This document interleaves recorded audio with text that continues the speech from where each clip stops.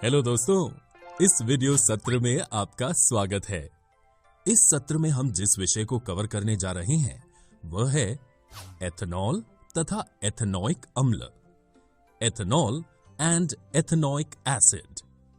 कई कार्बन यौगिक हमारे लिए अमूल्य हैं, लेकिन इस सत्र में हम दो व्यावसायिक रूप से महत्वपूर्ण यौगिकों के गुणों का अध्ययन करेंगे, एथेनॉल तथा एथेनॉइक अम्ल।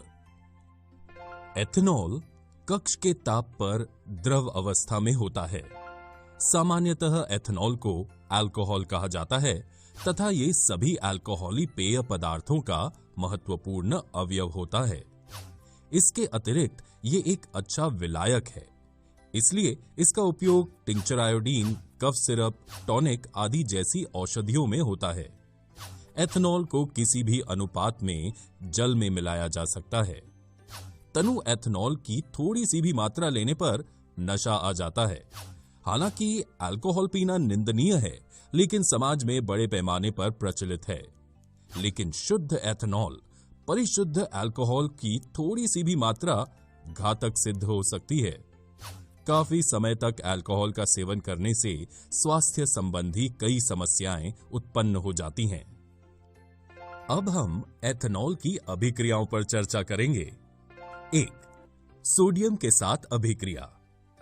अल्कोहल सोडियम से अभिक्रिया कर हाइड्रोजन गैस उत्सर्जित करता है। एथेनॉल के साथ अभिक्रिया में दूसरा उत्पाद सोडियम एथॉक्साइड बनता है। 2. असंतृप्त हाइड्रोकार्बन बनाने की अभिक्रिया।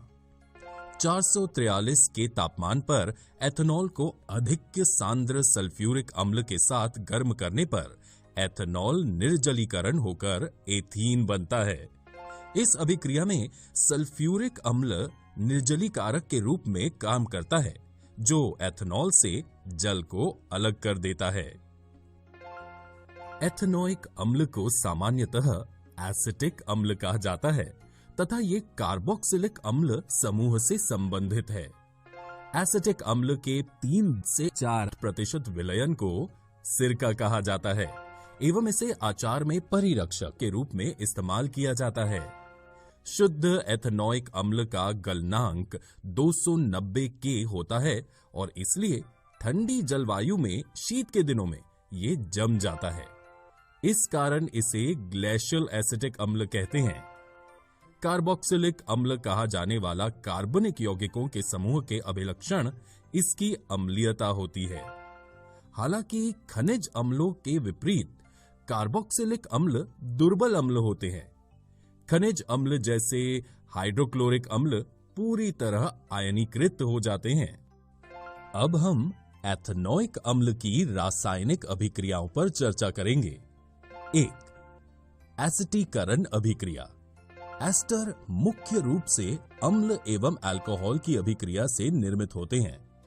एथेनॉइक अम्ल किसी अम्ल उत्प्रेरक की उपस्थिति में परिशुद्ध एथेनॉल से अभिक्रिया करके एस्टर बनाते हैं। सामान्यतः एस्टर की गंध मृदु होती है। इसका उपयोग इत्र एवं स्वाद उत्पन्न करने वाले कारक के रूप में किया जाता है। सोडियम हाइड्रोक्साइड से अभिक्रिया द्वारा, जो एक क्षार है, एस्टर पुनः अल्कोहल एवं कार्बोक्सिलिक अम्ल का सोडियम लवण बनाता है। इस अभिक्रिया को साबुनीकरण कहा जाता है, क्योंकि इससे साबुन तैयार किया जाता है। साबुन दीर्घ श्रृंखला वाले कार्बोक्सिलिक अम्लों, सोडियम अथवा पोटेशियम लवण होते हैं। 2. क्षारक के साथ अभिक्रिया। खनिज अम्ल की भांति एथेनॉइक अम्ल सोडियम हाइड्रोक्साइड जैसे क्षारक से अभिक्रिया करके लवण, सोडियम एथेनॉइट या सोडियम एसिटेट तथा जल बनता है। 3. कार्बोनेट तथा हाइड्रोजन कार्बोनेट के साथ अभिक्रिया। एथेनॉइक अम्ल कार्बोनेट एवं हाइड्रोजन कार्बोनेट के साथ अभिक्रिया करके लवण, कार्बन डाइऑक्साइड एवं जल बनाता है। इस अभिक्रिया से उत्पन्न लवण को सोडियम एसिटेट कहते हैं।